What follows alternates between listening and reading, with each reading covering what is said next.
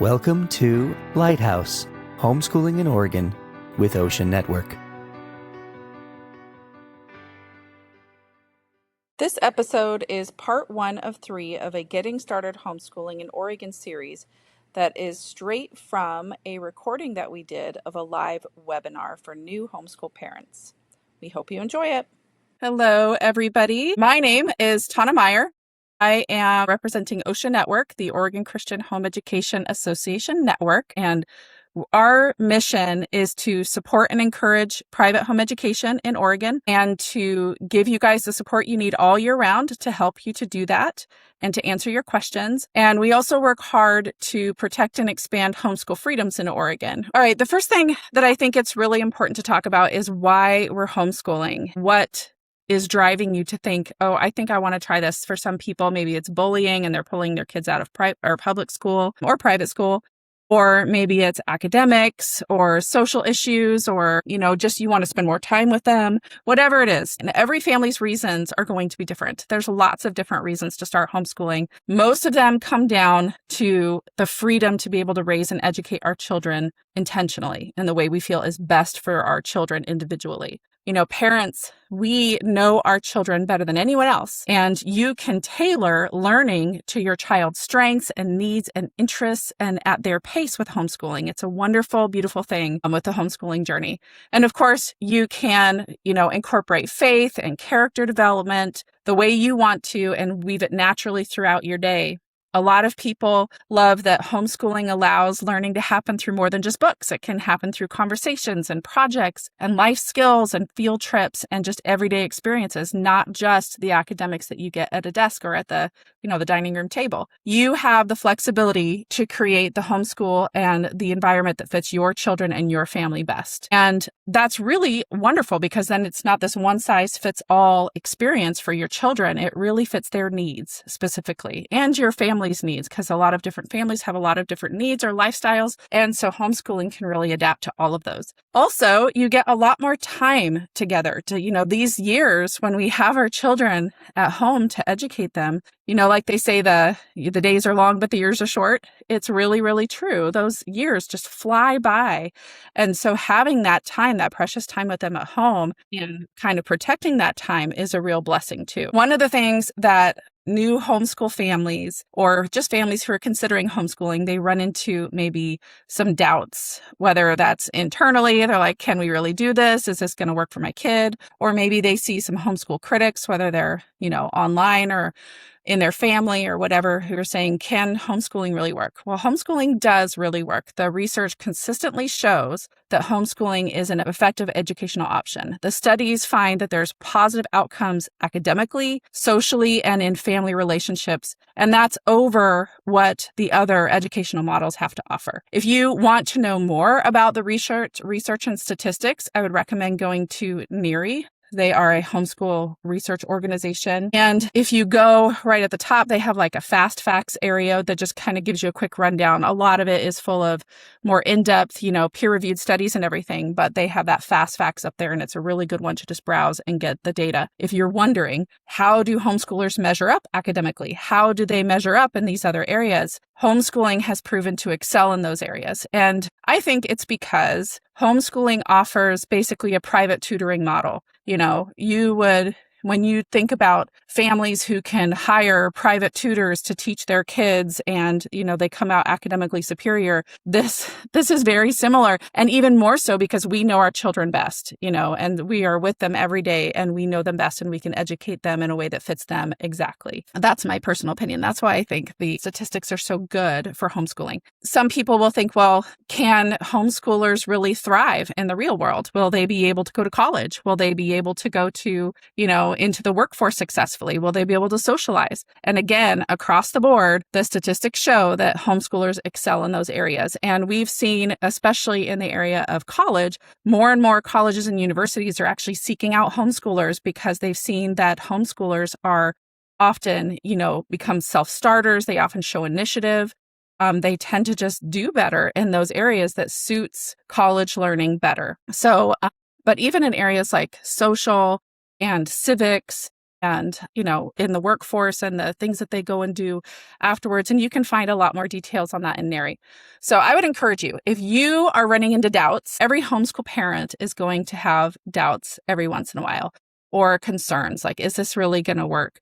Especially if you hit bumps in the road. But there is support out there. There are tools and resources to help you. But if you're just thinking about the big picture, I definitely recommend going and checking out NARI. When we first started homeschooling, my husband and I, we've been homeschooling for like 15 years now, I think, unless you count from birth, and then it's 18.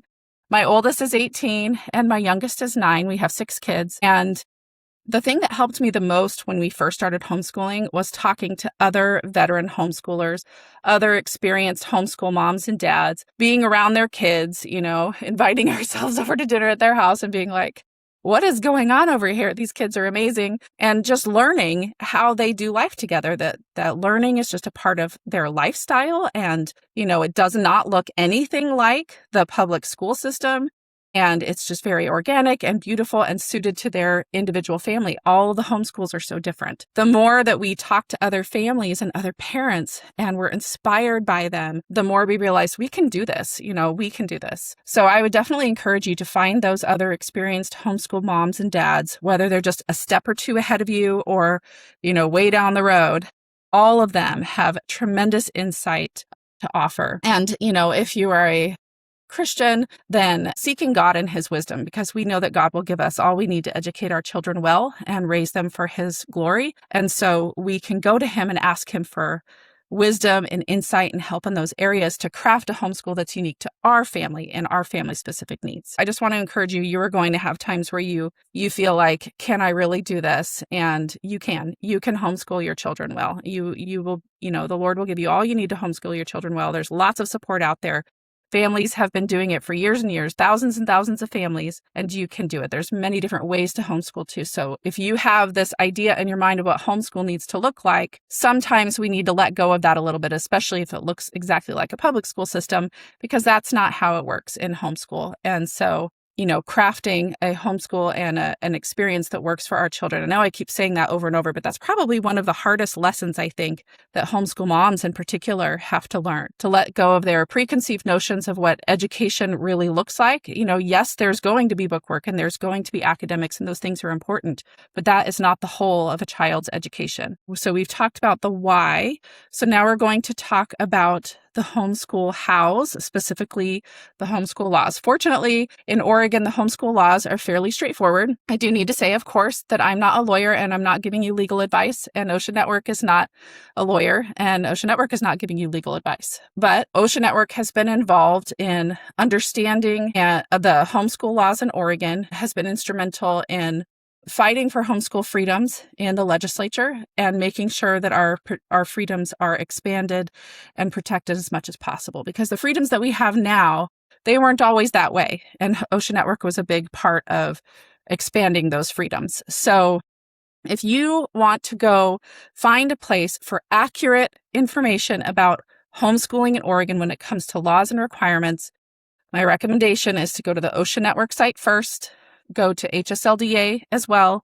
Those sites will give you accurate information. If you go online, if you go to a lot of websites that aren't those two things, or if you go to Facebook and ask there, every state has different laws and requirements. So somebody, even though they're well-meaning, might be giving you information that's completely wrong for Oregon. So just keep that in mind. You need to make sure you're getting accurate information. So homeschooling in Oregon. When we say homeschooling, what we mean at OCEANetwork is parent-directed, privately funded education. We believe that parents are responsible for choosing curriculum, providing instruction, and overseeing their child's education. We've been given that right and that responsibility, and it is a responsibility that we need to take seriously. When it comes to the actual laws and regulations in Oregon, like I said, it's very straightforward. There's only a couple things you really need to know. One is that you have to file a letter of intent to homeschool for each of your children to your ESD, not to your school district, not to the school, not to the superintendent, only to your ESD. And that ESD means Educational School District.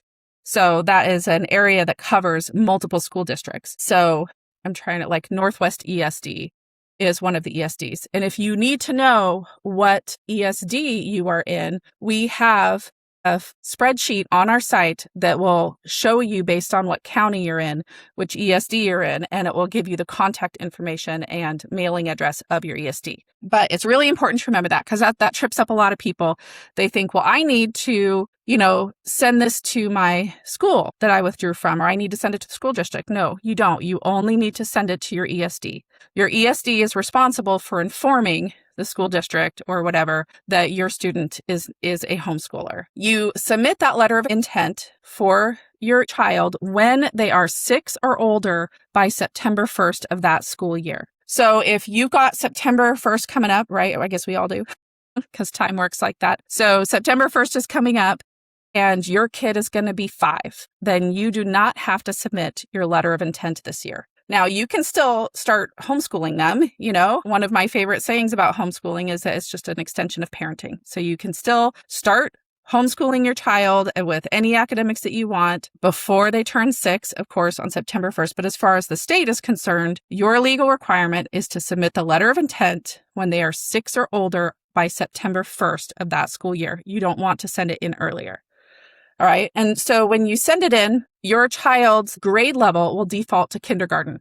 Now, by the time they're 6, you may be teaching them a first grade level. That's what we did with our kids. That extra year builds in a buffer for students. If you later on, you need to hold them back a year, or if you just need a little extra time before testing time. So it's just important to keep in mind that when you submit your letter of intent for your 6-year-old, that officially makes them a kindergartner according to the state, but you can teach them however you want, okay? The other time that you would need to send in a letter of intent, of course, is if you are withdrawing them from public school or private school. So if they're a 5-year-old in kindergarten or preschool or whatever, and you're withdrawing them from a public or private school, you have to send the letter of intent because you're officially changing them to a homeschooler. If they're later, if it's your a middle schooler and you withdraw them from a public school or private school, you submit your letter of intent. You only have to file the letter of intent once for each child. The only time that you would do it again is if you move to a different ESD. We recommend at OCEANetwork that when you're filing your letter of intent, that you do not use the ESD's online forms. Sometimes they call it a registration, homeschool registration. Homeschoolers don't actually register in Oregon. We just file a letter of intent to let them know we're going to be homeschooling now. But you might see it called homeschool registration. We recommend not using the online forms that the ESD provides because as an organization, we work really hard to protect and expand your homeschool freedoms. And we have seen in all these years past that ESDs, the more information you give them beyond what's legally required, the more they push that envelope. And so we really hold the line and say, advise homeschoolers, only give them the information that is legally required. And on our website, we even have a PDF generator for the letter of intent that only collects the information required and puts it in a format that's suitable, and you can print it off and mail it to your ESD. The reason we say not to use the online forms is because by nature, they all ask for more information than is legally required. They all ask for an email address, which is not legally required. And many times because, if homeschoolers are like, well, that's okay, it's just an email address, eventually they start adding other things to it. And I'm not saying it's for nefarious purposes. It just keeps, it's like the slippery slope or the scope creep. It just keeps creeping. And so we really advise to just only send in what's legally required. When you send in your letter of intent, you could print off your own, or you could use our PDF generator.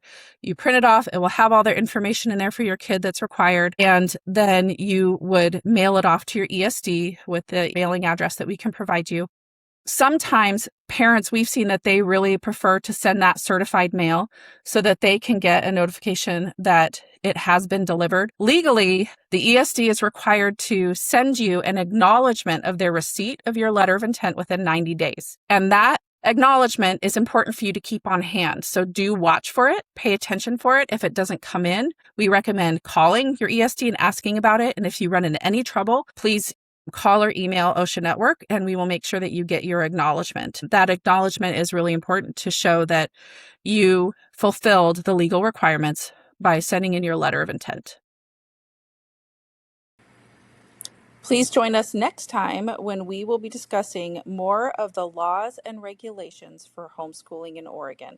which will be part 2 of our 3-part series on getting started homeschooling in Oregon. We hope you join us. Thanks for listening to Lighthouse, Homeschooling in Oregon with OCEANetwork. Don't forget to send us your questions, and make sure to like, subscribe, and share this podcast with other Oregon homeschool families. Join us again next time as we continue encouraging and informing homeschoolers across Oregon for the Lord Jesus Christ.